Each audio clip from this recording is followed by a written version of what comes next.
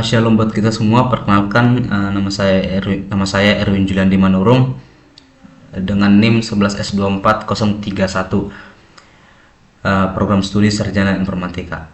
Jadi pada kesempatan kali ini saya akan menjelaskan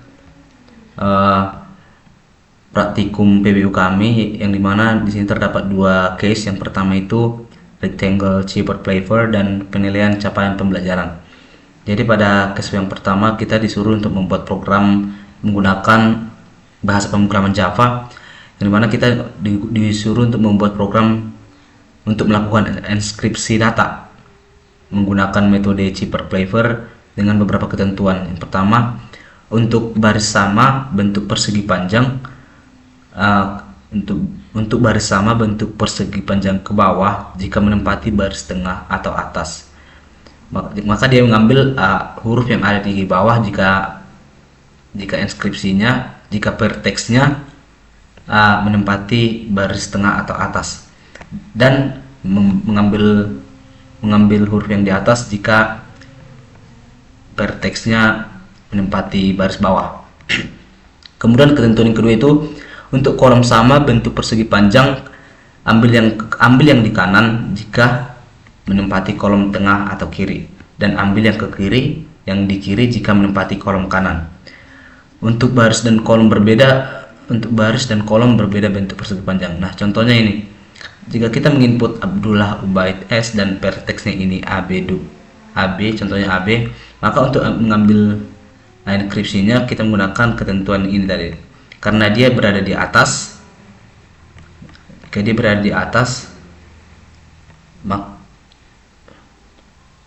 dia berada di atas atau tengah, maka ambil yang di bawah. Nah, maka jika verteksnya AB, maka enkripsinya kita bisa lihat jika AB yang di bawahnya itu HI. Nah, gitu kira-kira. Nah, saya akan menjelaskan kodenya. Rectangle cheaper flavor. Oke. Jadi di sini saya akan menjelaskan kode Java-nya. Pertama kita menggunakan import java.util untuk mengimport seluruh kelas dari package misalnya scanner, list, release, map, dan lain-lain. Nah, kemudian untuk public class-nya itu mendefinisikan kelas seperti nama file kita, yaitu rectangle cheaper flavor. Ini aturan dari modulnya. Kita harus menggunakan kelas yang ini. Ini adalah implementasi modifikasi dari algoritma play cheaper yang disebut dengan rectangle cheaper. Jika kita artikan dalam bahasa Indonesia itu aturan geser khusus gitu.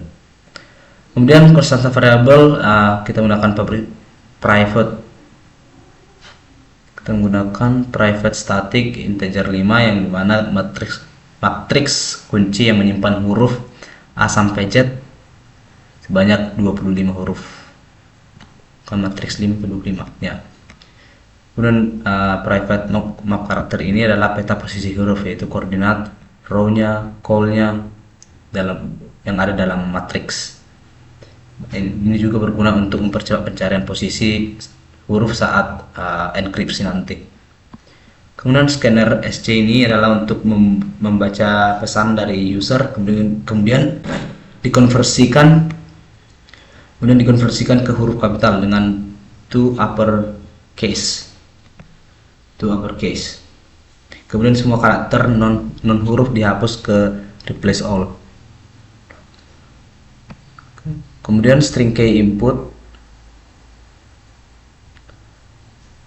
String key input ini adalah untuk membaca key sama huruf kapital saja, karena selain A sampai Z huruf besar itu dibuang. Ini harus menggunakan huruf kapital gitu. Nah, if key ini adalah input jika kunci kosong, pakai huruf S sebagai cadangan. Kemudian char filler ini menyimpan huruf pertama dari kunci untuk dipakai sebagai filler atau pengisi. Jika ada pasangan huruf ganda atau ganjil,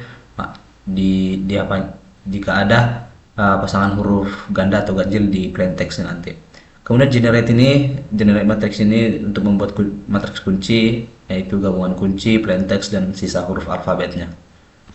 Kemudian sistem output print ini akan menampilkan isi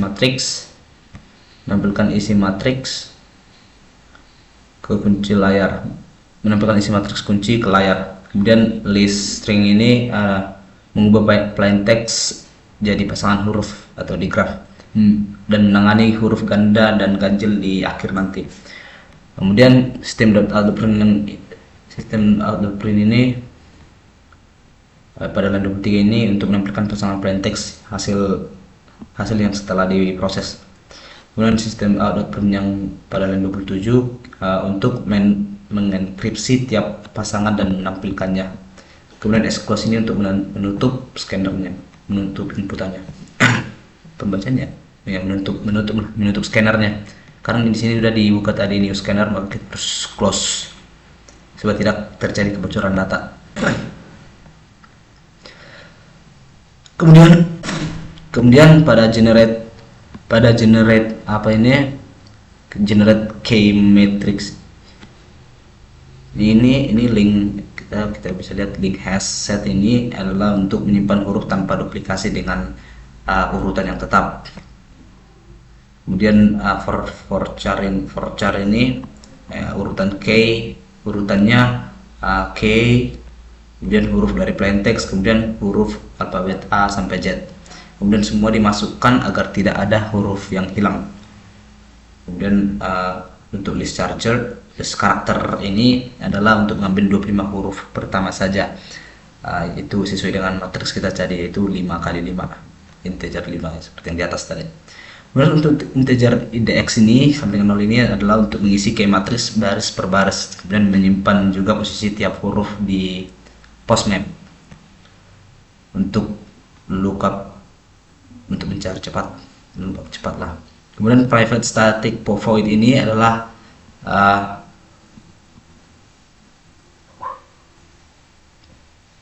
for integer. Ini adalah untuk mencetak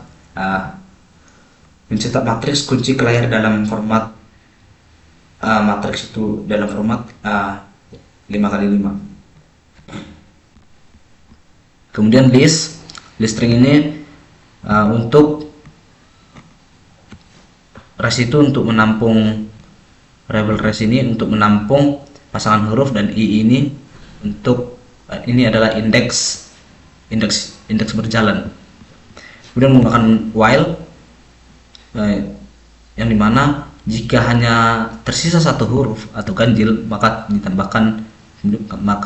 tambahkan filler. Kemudian jika ada huruf ganda berurutan maka pecah jadi 2 pasangan, masing-masing huruf tambah filler. Pas kan? Oke, tambah filler. Kemudian jika normal maka ambil berpasangan secara langsung. Kemudian untuk encrypt pair ini untuk ambil posisi row, ambil posisi row dan call, untuk ambil posisi row dan call kedua huruf dalam matriksnya nanti. Kemudian menggunakan if return R1 dan R2 ini jika satu baris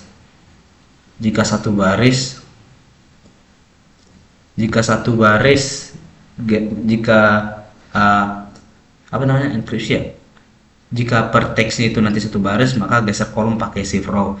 Kemudian jika satu kolom geser baris pakai shift call. Kemudian jika rectangle maka tukar kolom. Ini sama dengan aturan. Ini aturan umum classic flavor. Aturan classic flavor lah. Kemudian untuk private stack shift row ini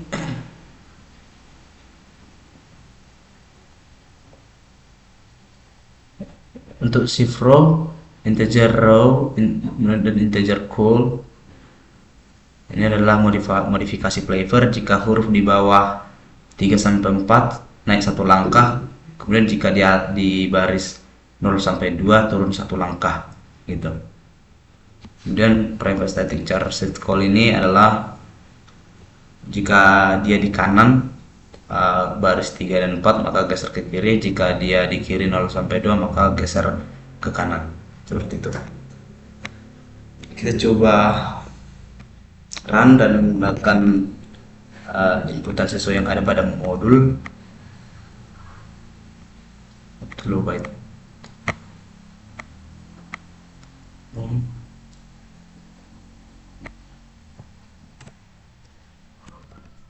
Kalau kita lihat, kita bandingkan dengan expect outputnya.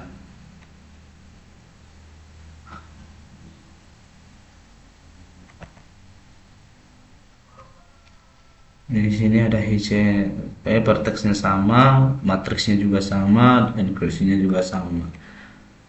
Oke, sekian untuk case yang pertama, yaitu rectangle zipper flavor.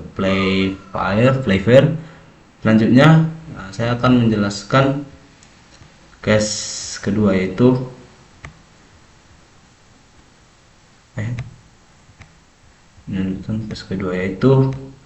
penilaian capaian pembelajaran.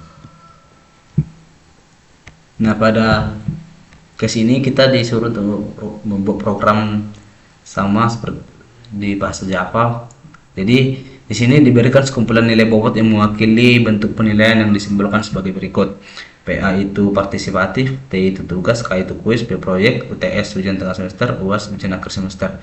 Dapatkan grade yang diperoleh menggunakan nilai akhir, dan jika dia rentang dari 79,5 sampai 100, grade-nya A. Rentang 72 sampai 79 itu AB, grade-nya AB. Kemudian rentang 64,5 sampai 71,5 itu B, ya, itu B. Dan kemudian selanjutnya tentukan nilai capaian yang diperoleh apakah sudah tercapai atau tidak tercapai, dengan syarat tercapai jika nilai capaian besar sama dengan 49,5. Jadi dia minimum itu C, minimum grade yang didapatkan itu C supaya tercapai. Ini salah satu contoh inputnya. T20, P20, UTS nya itu 30, TBOS nya itu 30, 21 nya itu 50, 40, T2 nya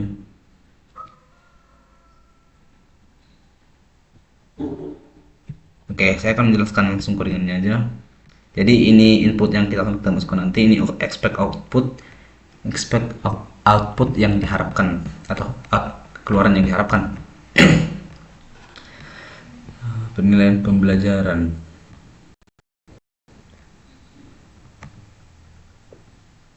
Oke. Jadi pada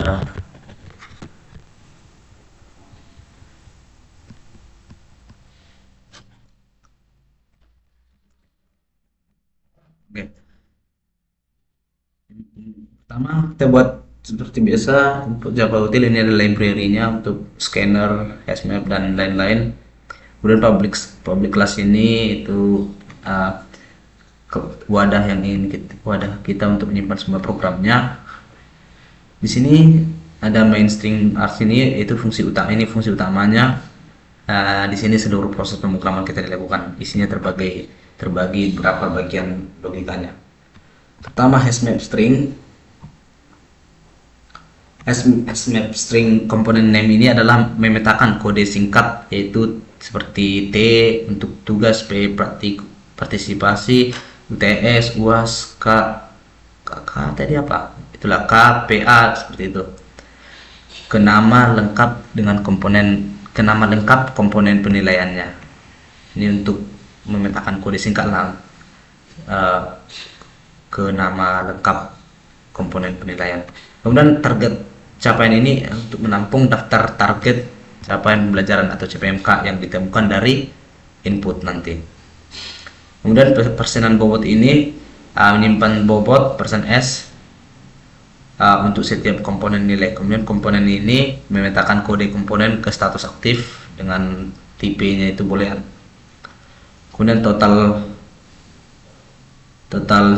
soal seluruh komponen ini menyimpan detail jumlah soal dan jawaban benar untuk tiap subkomponennya nanti, misalnya K1, K2 dengan tipe data integer. Kemudian total soal komponen ini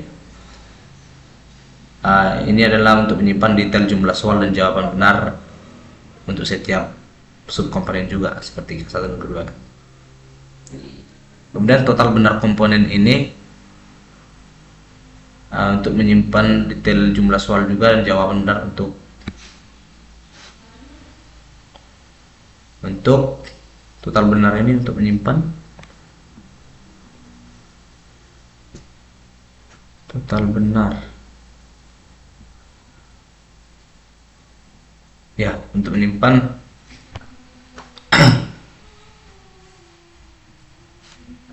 detail jumlah soal yang benarnya saja. Kemudian komponen found, komponen is found ini adalah untuk flag. Ini adalah flag untuk menandai apakah komponen tertentu sudah pernah dicatat sebelumnya, seperti itu. Kemudian sub CPMK ini adalah daftar sub CPMK atau kelompok capaian pembelajar. Kemudian each sub CPMK list ini adalah untuk mapping sub CPMK ke daftar target capaian yang terkait. Kemudian nilai setiap komponen ini adalah menyimpan nilai diperoleh dan nilai maksimum dari setiap subkomponennya, dan juga maksimal nilai setiap komponennya. Di sini ada komponen name, rapi kali ya. Di sini ada komponen name, komponen name yang berfungsi untuk mengisi nama komponen, menandai bahwa semua komponen aktif dan mengisi bobot awalnya itu 0%. Kemudian menggunakan mengisi nama komponen ini untuk mengisi nama komponen itu dan bahwa komponen itu aktif dan mengisinya semua, mengisi bobot awal seperti awal semester ini semua 0 gitu. Kemudian menggunakan while true ini untuk membaca input sampai menemukan garis penghubung 3 untuk mengakhiri inputan, seperti itu. Dan untuk mengakhiri inputan yang pertama, tanda akhir inputan pertama. Kemudian dua bentuk input didukung dengan bobot komponen dengan format K20.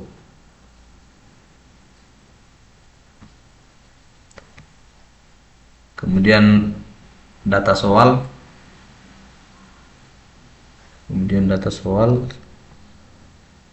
format K1 sampai K1 apa namanya, garis ini. Kemudian 10 dan 8 ini kode subkomponen,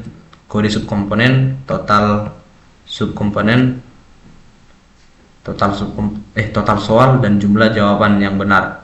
Kemudian logika di dalam looping ini, jika komponen cocok dengan daftar komponen atau components contains K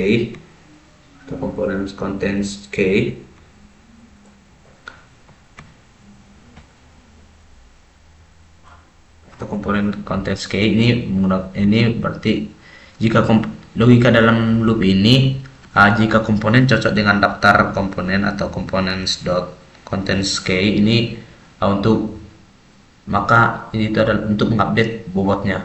Kemudian jika bukan komponen standar, berarti itu target capaian baru akan ditambahkan ke target capaian. Kemudian jika panjang data itu 3, berarti ini data soal, kemudian diupdate total soal dan jawaban benar di berbagai mapnya nanti. Kemudian untuk for integer ini, for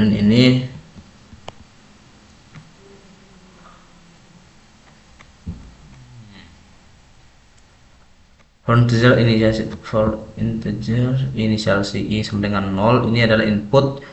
Setelah inputannya itu ada garis 3, maka program membaca mapping dari tiap target capaian ke sub CPMK. Kemudian setiap capaian misal K sama dengan 1, misalnya K1 dihubungkan ke sub CPMK, misalkan CPMK 1 gitu. Kemudian data disimpan di each sub CPMK list. Kemudian untuk for integer ini, untuk target capaian pembelajaran penilaian ini sekedar menampilkan daftar target capaian yang sudah terkumpul. Kemudian sistem dot out dot print ini adalah fungsi ini adalah untuk mengatur urutan komponen seperti kuis, proyek, partisipatif, tugas, UTS, UAS, dan lain-lain. Nah, untuk tiap komponen menampilkan nama bobot. Untuk tiap komponen itu menampilkan nama bobot. Jika tidak ada soal, maka tampilkan tidak ada. Jika ada soal, maka hitung skor per subkomponen, yang dimana kita menggunakan skor sama dengan benar per total soal kali bobot. Kemudian simpan ke nilai setiap komponen. Simpan ke nilai setiap komponen. Kemudian akumulasi ke nilai akhir mahasiswa atau nilai akhir. Kemudian untuk disimpan ke nilai akhir tadi, nilai akhir skor.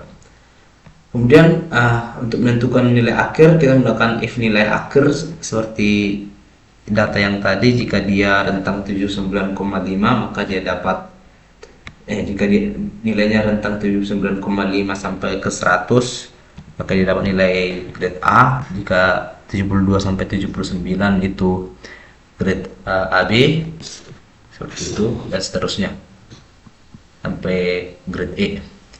Kemudian menampilkan nilai percapaian CPMK. Ini sistem dot out dot print ini, nilai capaian ini, fungsi ini adalah untuk menampilkan nilai tiap komponen yang terkait, kemudian menghitung total perolehan nilai dari komponen-komponen terkait. Selanjutnya itu menghitung persentase capaian, kemudian menentukan status tercapai atau tidaknya sesuai dengan rules tadi, yaitu minimal lulus itu adalah grade C atau rentang 49,5 sampai berapa tadi itu. Kemudian kita menggunakan escape close untuk menutup sumber input, dimana kita sudah membuka tadi scanner di sini. Maka kita harus menutup sumber input menggunakan escape close. Nah, sekarang kita coba tester running dan masukkan input sesuai yang ada pada modul. Tadi berapa? Untuk syarat nilai yang lolos itu minimal itu 49,5. Nah, jadi seperti yang tadi di kode itu untuk 49,5 sampai 50, rentang dari 49,5 sampai 57 itu baru dia dikatakan lolos. Pokoknya minimal nilai itu harus 49,5 biar dapat grade C. Nah, kita coba input yang ini. Kita masukkan. Kalau kita lihat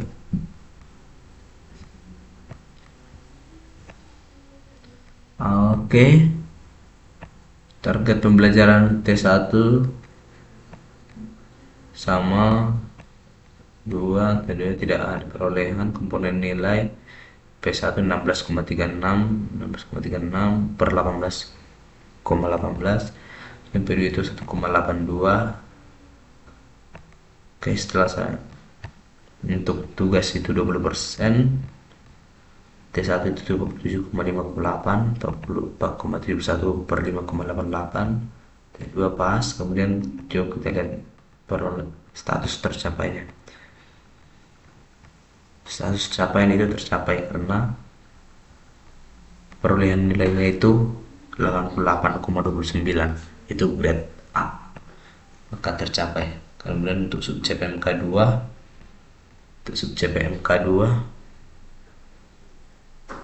ini juga tercapai karena nilainya 94 ya, 94,53%. Untuk sub CPMK 3 juga tercapai 100%. Nah, sekian persentase saya. Jika ada kesalahan kata mohon dimaafkan. Sekian dan terima kasih.